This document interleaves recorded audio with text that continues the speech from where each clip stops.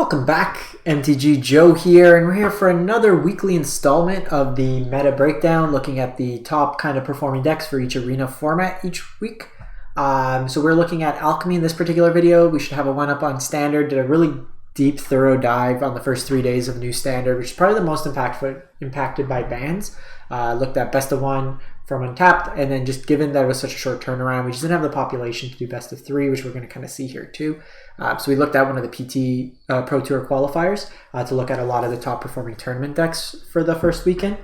So what we have here, and as always, we get our data from Untapped GG. It's a companion tool that runs alongside your arena client, tracks your win rates, your collection, suggests you decks, and then aggregates the data into kind of a full meta picture, which allows us to gather a lot of insights in terms of what are the best performing decks on the ladder.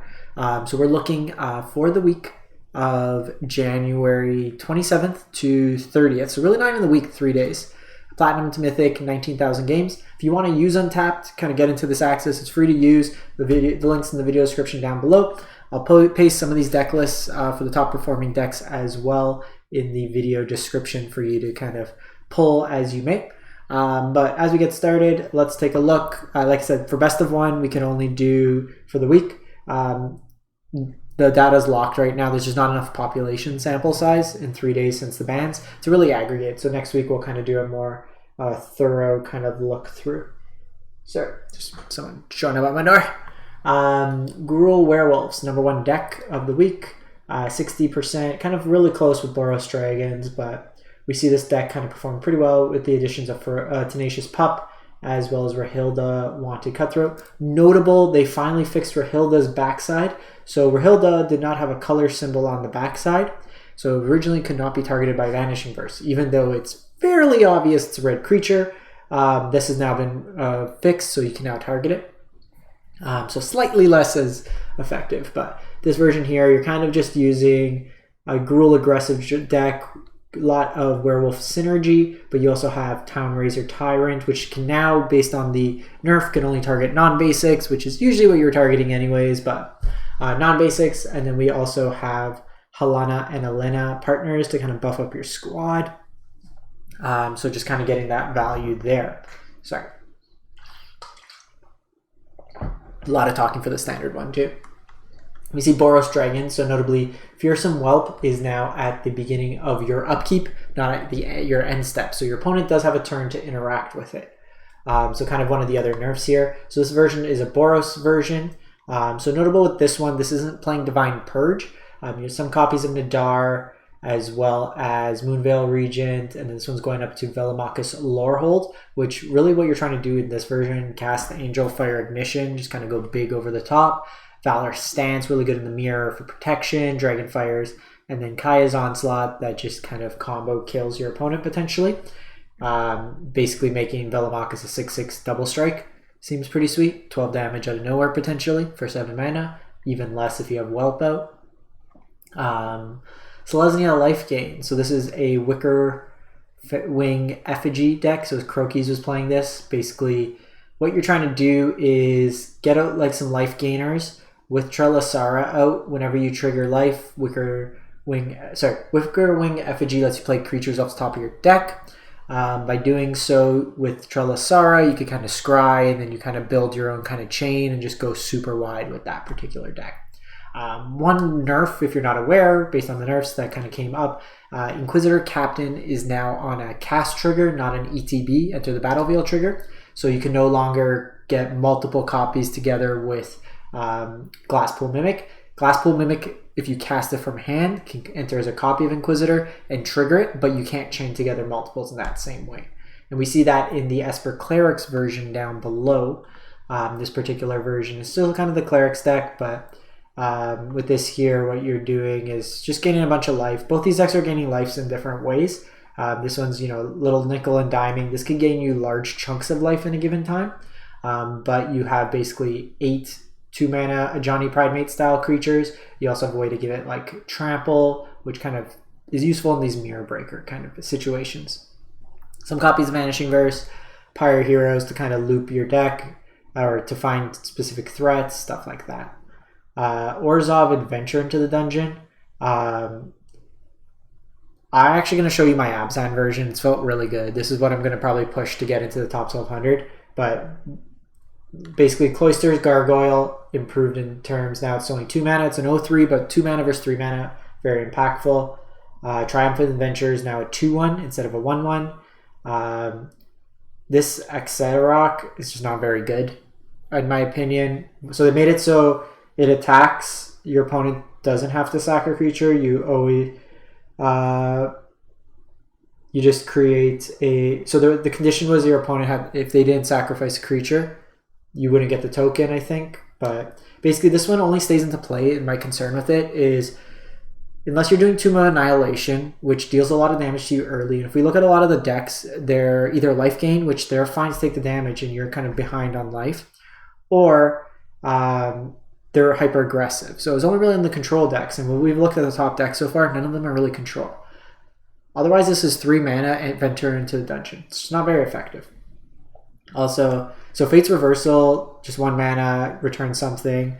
The one there, Precipitous Drop, actually got a lot better. 2 mana, -2/2 enchantment, as opposed to 3 mana. If you've completed a dungeon, it's 2 mana, -5/5. That kills basically any threat in the format.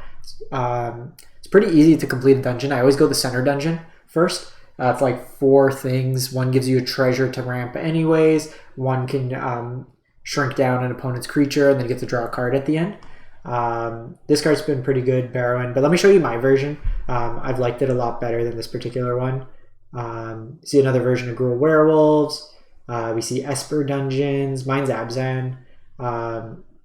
The Eliwick was actually really good. We'll skip the dungeons for now. So just we're seeing more like Clerics, Werewolves. This Reanimator deck was a Croaky's one, just not doing very well. And then we're just kind of low data. Still have some folks playing. Is it Mill?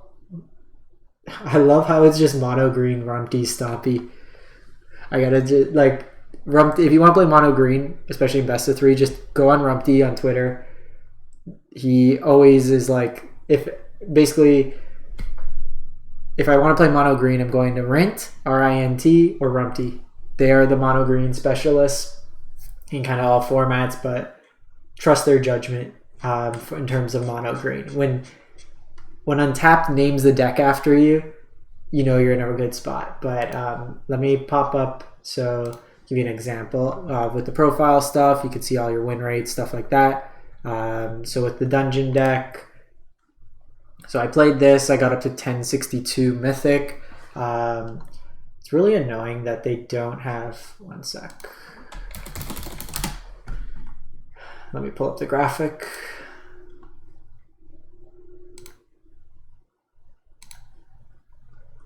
I'll link this in there as well. But so Fate's Reversal, we have Vanishing Verse. Vanishing Verse was very good in this format. We see a lot of creatures being monocolored, just helps break all those. 4 Triumphant Adventures, 4 Precipitous Drops. We could do CMC View. No, you're just gonna... Okay, we'll do it like this. Graveyard Trespasser, although not being a dungeon card, I was basically trying this out, or Skyclave Apparition, just a way to exile things. But the ward was very good in the control mirrors. They can't really target it without discarding, even if they just hold up mana. The life gain was relevant. Flipping was relevant. Hitting like random things in the graveyard with like flashback came out as relevant. 4 Nadars. Nadar is awesome. I've always liked this card. I wish it could be more relevant in other decks. But between Nadar attacking, Triumphant attacking, I've played a lot of games with this just on 1, casting it to trigger the dungeon.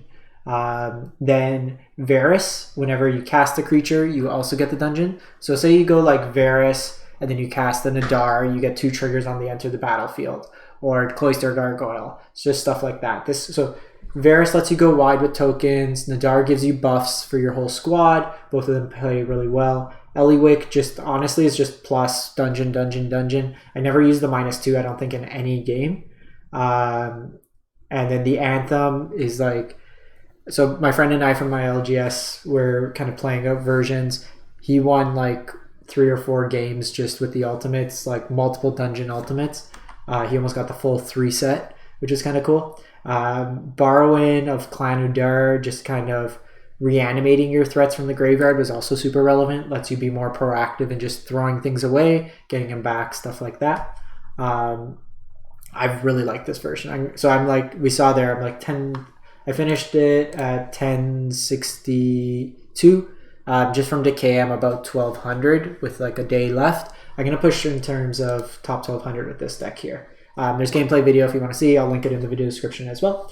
But that's kind of it for Alchemy for the week. We'll come back next week and just play a lot more decks in that regard. Or not play. Look at a lot more decks. We'll have a full week of data and it's a little bit better. I just wanted to kind of get this out. For Historic, we're not going to get it out this week. There's just not enough data points. But thanks for watching. Hope you have a great one and we'll catch you next time.